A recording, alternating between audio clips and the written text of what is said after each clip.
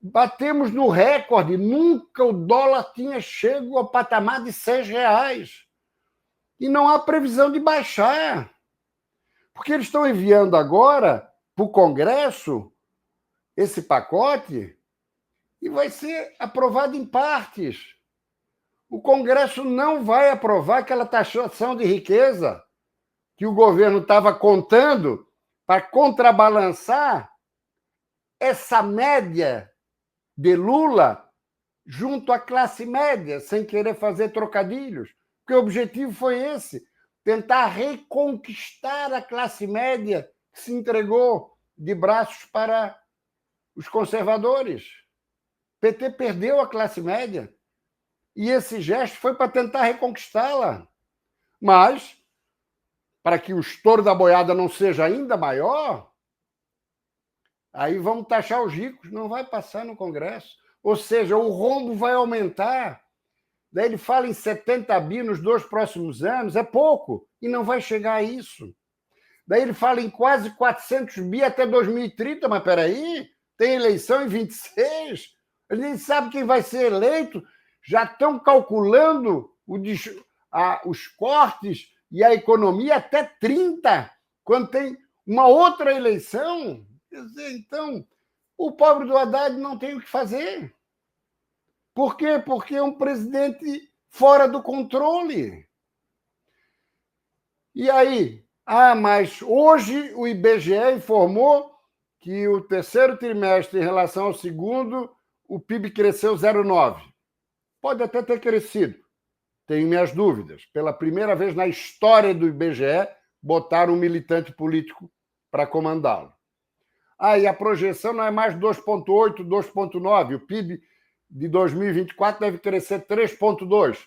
Tenho minhas dúvidas também, mas que cresça. O problema não está agora. Emprego está sendo gerado muito mais pelos gastos da máquina pública do que pela iniciativa privada, o setor privado, setor produtivo. O problema é a partir de 25 e 26. Esse que é o problema. Por isso que investidores estrangeiros estão desistindo de vir para cá. Muitos investidores nacionais estão cadenciando ampliações e investimentos também. Claro, insegurança não só jurídica, mas fiscal. Fiscal. A dívida pública está explodindo. O Rambo colocou bem, está em 82%. Quer dizer, é uma situação preocupante, sabe por quê? Porque o sucessor do Roberto Campos vai ter que fazer o que ele está fazendo até hoje sobre os protestos de Lula da Silva, que é elevar os juros, sem o que nós vamos ter uma escalada inflacionária.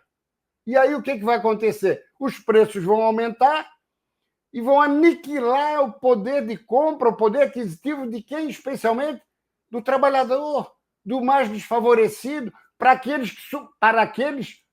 quem o governo supostamente está preocupado.